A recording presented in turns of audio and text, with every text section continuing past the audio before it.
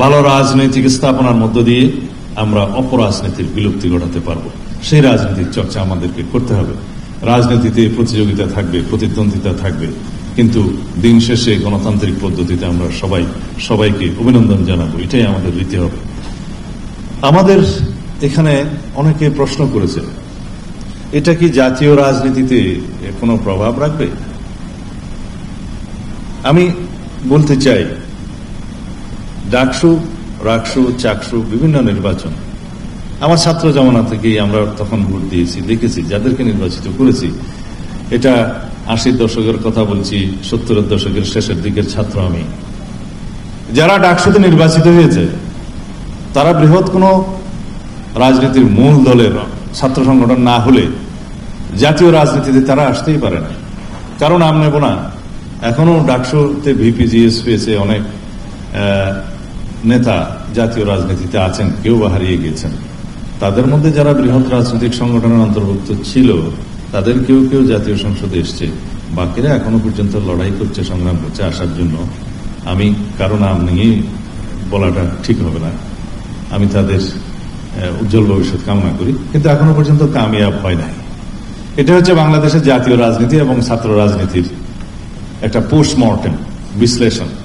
তবে এটা আমি উৎসাহিত করি যে বাংলাদেশের ছাত্র রাজনীতির এবং বাংলাদেশের স্বাধীনতার ইতিহাস থেকে শুরু করে, স্বাধীনতার পূর্ববর্তী ইতিহাস থেকে শুরু করে এখন পর্যন্ত বাংলাদেশের রাজনৈতিক পরিবর্তন যা কিছুই হয়েছে, সামাজিক পরিবর্তন হয়েছে, ছাত্র সংসদগুলোর নির্বাচনের মধ্য দিয়ে সেটা হয়েছে, অথবা ছাত্র রাজনীতির মধ্য দিয়ে সেটা হয়েছে। সেই রাজনীতির সূতিকাগার এবং ছাত্র আন্দোলনের সূতিকাগার, রাষ্ট্রীয় পরিবর্তনের সূতিকাগার, সেই বিশ্ববিদ্যালয়গুলোর ছাত্র রাজনীতির চর্চা থাকতেই হবে।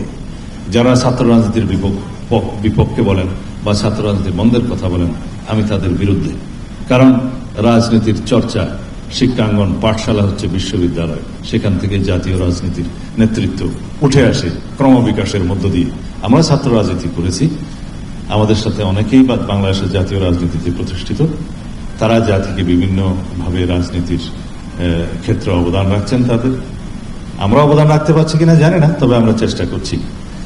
তবে রাজনীতির শিক্ষা শুরু হতে হবে ছাত্র রাজনীতি দিয়ে।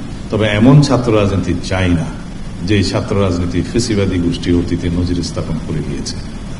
আমরা এমন ছাত্র রাজনীতি চাই যে এই ছাত্র রাজনীতির মূল সূত্র হবে বাংলাদেশে জবাবদিহিতামূলক, সাম্যভিত্তিক, সুশাসন এবং নৈতিকতার রাজনীতি প্রতিষ্ঠা করবে।